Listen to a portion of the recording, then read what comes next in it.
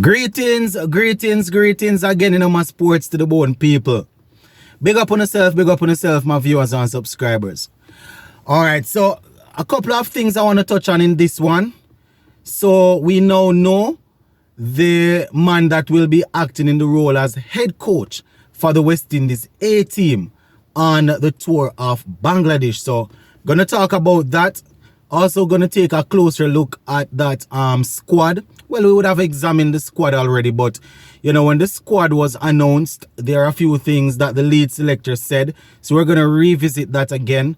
And I'm also going to share with you all some information that CWI published about a former cricketer that would have represented the West Indies that has sadly passed, you know. So going to touch on that also. So just give a listening ear until the end. And as usual, the comment section is there. Just go ahead in the comment section and let me know what you're thinking where these topics are concerned. All right, so let me kick things off with the man that will be leading the West Indies A team in terms of coaching. So it's Ryan Griffith. He's going to be the man coaching, and I was just going through on social media and I came across an article, you know, and they were saying that Ryan Griffith is going to be the head coach for the West Indies A tour of Bangladesh. So haven't seen anything official from CWI as yet, so we're just going to continue to monitor the situation to see if that is so. But he has a lot of experience, my viewers and subscribers, a lot of experience coaching in Guyana and stuff like that. They are saying he will perform head coach duties during the couple of 4-day games that we have over there in Bangladesh, you know. So as soon as the team arrives in Bangladesh, you know, they will have to hit the ground running. The good thing is I am assuming that he would have worked with a lot of these players before, even if not at the national level. Probably would have come across these players sometime before. So, you know, he probably knows some of the strengths and the weaknesses of these local players. So, you know, it's going to be interesting to see how he goes about things.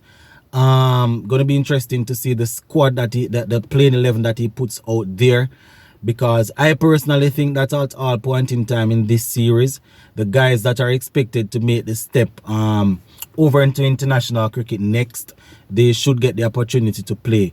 So people like the Brandon King and the Alec Arthanes, and you know, these guys that are expected to step over or to roll over into the next into international test cricket, that is, you know, they should be given a chance. Other players might look at it and say, listen, we made a lot of runs in the Tri-Series and also in the 4-day championship, so those guys don't have anything over us. We also need to get an opportunity. So it's going to be tough. Sometimes we're on the outside looking in and we think it is easy, but when we get the job, you know, sometimes it's not as easy as we thought it would have been. So they say heavy is the head that weareth the crown. So we're gonna see what Ryan Griffith is able to do as it relates to this coaching thing here. Just to remind you where the match schedule is concerned. So the first game will start on the 16th of May. The second game will start on the 23rd of May. And the first, second, third game will start on the 30th of May. So the 16th, 23, and 30th, those are the dates. And I am assuming that, you know, the coach has already spoken to the players, you understand, just to let them know what the general objective is of this tour, or the general objectives are, you understand. Today is the 10th.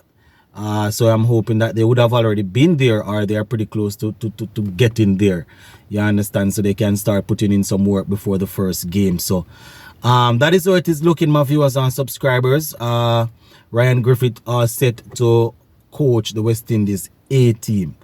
And talking about the West Indies A team, you would remember that when Desmond Haynes named that squad, he was saying that they selected a group of players who they think could benefit from the exposure in Bangladesh And you know, he's saying that they also have eyes on upcoming test series against India.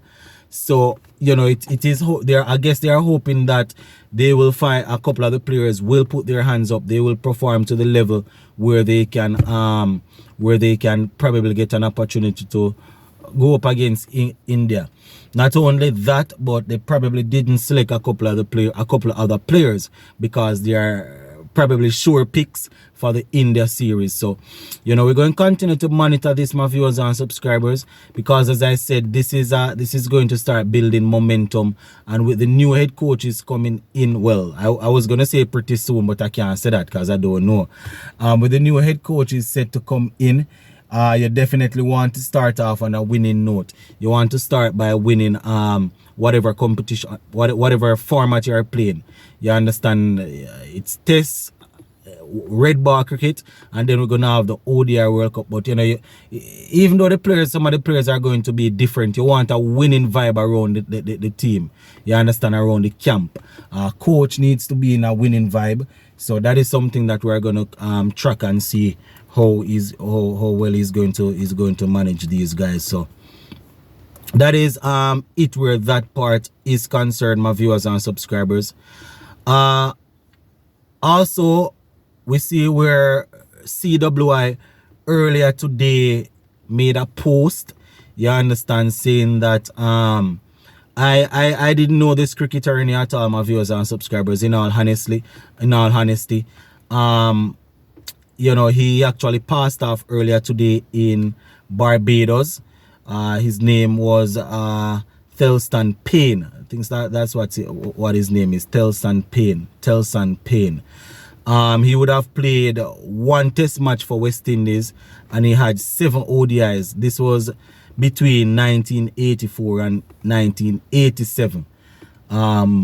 Before quite a few of us were around, but didn't have a long career. If the career was that long, even though he would have played before some of us came around, you know, we would have still, you know, we would know of him and his legacy and things like that. He was a wicket keeper, based on what they were saying, wicket keeper, batsman, and he passed away this morning.